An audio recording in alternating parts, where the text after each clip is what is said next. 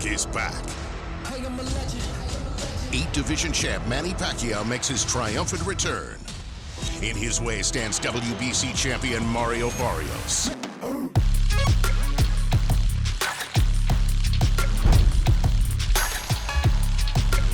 Hey Manny. Hi, how are you? I'm good. It's so good to see you. Thanks for taking the time. Thank you. First thing I wanted to say is I've got 2 sons, and they're both named after boxers. And my wife and I thought it was a good idea to name our 5-year-old. His middle name is Emmanuel, after you. Emmanuel. Yeah. I wanted to get into, this is such a full circle moment, I think, in your career. Freddie Roach had a really, really heartwarming comment about you when he first met you in the wildcard gym. He said as soon as he did 3 minutes on the pads with you, he knew his life was going to change forever. I'm just wondering if you felt that as well, like the first 3 minutes on pads with Freddie was going to change your life forever as well. I felt that as well when we do a couple runs in meets during that time, way back 2001. That's why until now we're together, continue our career. I mean, you and Freddie, you look different. Obviously, it's been more than 20 years you've had a partnership, but I think the Wildcard Boxing Club has stayed the same. What's it like being in the Wildcard now, training for your comeback, 46 years old after so many years being in that gym? It's excited. That's my feeling, excited, and I'm happy to be back here in Wildcard doing training camp preparation for a world title fight. What are your favorite memories of the Wildcard? Because, is there anyone that you really looked up to when you were sparring with them, or was it greeting celebrities like Kobe Bryant? I know it meant a lot to you to meet Kobe in the gym. What are your favorite memories in the Wildcard over the years? My favorite memories here in Wildcard while doing my training camp is there's a lot of Hollywood celebrities come to this gym and watch my training camp. Mark Wahlberg, Sylvester Stallone, a lot of celebrities, Hollywood celebrities came to this gym to watch the training camp. When Freddie boxed, he had a coach who advised him not to fight again. Freddie didn't listen to that coach's advice, and he ended up losing every fight since until he did hang up the gloves. And now lives with Parkinson's. Freddie did say that if he would have a talk with his fighters if he thought they were boxing for too long. Has Freddie ever said that to you? Have you had that conversation with him, or are you both comfortable fighting at 46 years old? Right now, that's what I'm telling to all the fighters, especially in the Philippines, sharing them, being a fighter is not easy. There's a lot of consequences, circumstances that you're facing if you don't discipline yourself, if you don't, sometimes there's even to the smallest rules of boxing, during preparation, training, the fight, after the fight, when there's a protocol of boxing, protocol of a fighter that we need to follow to stay strong, stay in faith, stay to last in his career. Your very first fight in Las Vegas was at the MGM Grand against Ledwaba. You won 6th round knockout. When looking back at that fight, how big a moment was that for you to win in your US debut at the MGM Grand? It's mean a lot for me because when we came to this, when we came to US, that time we're not looking for a fight. It just happened that we're here and somebody gave us a fight.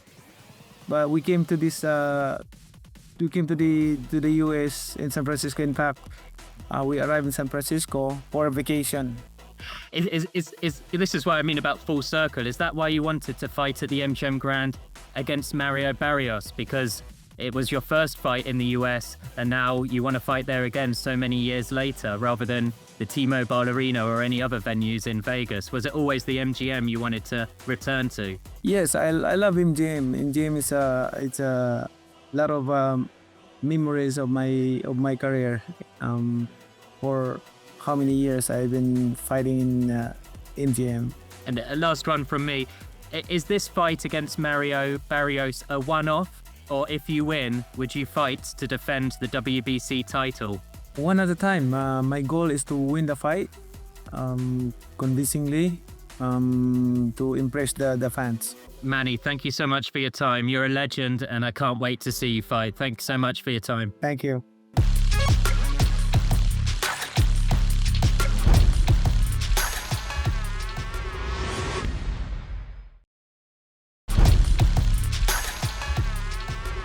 Thanks, Mario. Great to see you again. How are you doing, champ? I'm doing good, Alan. Just another day in camp, another day being busy. How about you? Yeah, it's great. I'm up in North Nevada, so the weather here is perfect at the moment. Oh, okay, yeah. It's hot as hell over here. Look, it's so good to see you again. You're looking healthy. Like, one of the things I really like about you is your walkout. I'm doing a piece on Yahoo Sports about like the art of the walkout, because I feel like out of all the walkouts we've got in all combat sports, yours is the best. Nice. It's a celebration of your heritage. When did you want to show that off in a captivating way in boxing, like with the walkout, when you can have so many eyes on you and your personality and culture? I got reconnected with just the indigenous ceremonies, earlier in my 20s, and it was just something. Indigenous people and natives have been, at war, since colonization and before, so they've always been very, very resilient, very proud warriors. And I'm a warrior inside the ring. So it was something that it came to me like, man, like I would love to have, some Mexica danzantes, walk out with me. And yeah, so I got a little connected, with a couple of the Calpulis. The first one that walked me out for the tank fight, they're from the Bay Area, and so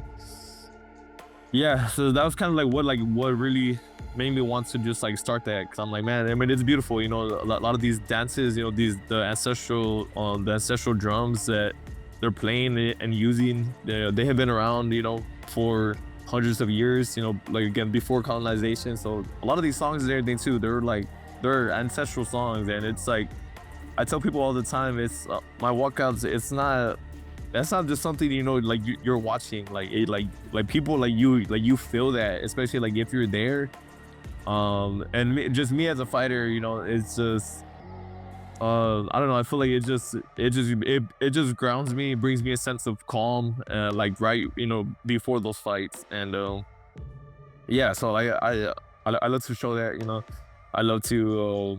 I love hearing people's reactions and seeing what they think about it, because it's powerful for sure. Yeah, it's not just the message, like you say, it's powerful, but it's also like the colors as well, and the costumes and the drummers. Who does your costumes? I got my own back from I think they're based in Los Angeles, but so I usually just send them a bunch of ideas of different, danzantes, being around the indigenous communities, you see all types of different regalia, like the outfits. And so I usually will send him, a couple different examples, and I'll tell him, what colors I'm thinking. And JR over there from I Got My Own Back, IGMOB, he kind of just he puts his own artistic input into it, and then that's how my outfits come out.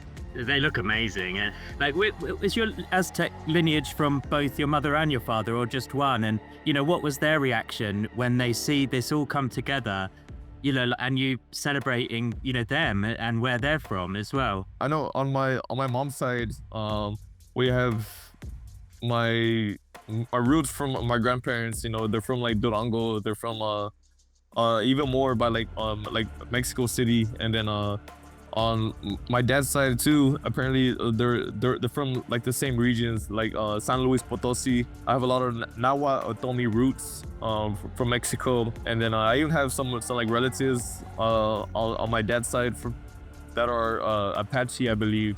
So I have ancestors from both sides of the border. But me myself, I've been reconnecting, and I'm a lot more familiar with Mexica, or like the Aztec danzantes and ceremonies. I think this is probably one of the reasons why I shouldn't be let out in public, but if I was you, I would wear that costume and bring in the drummers just to walk down the stairs for a family Christmas dinner. Just for everybody to notice, like, I'm here. Do you know what Manny Pacquiao will be walking out to, the music? Have you watched many of Manny's walkouts? Because he's got one iconic song. Are you prepared to hear the song? Do you know what the song is? Oh, I'm trying to think. I've been to a couple of his fights. I can't remember what it is though. Eye of the Tiger. It's Rocky. There we go. Yeah.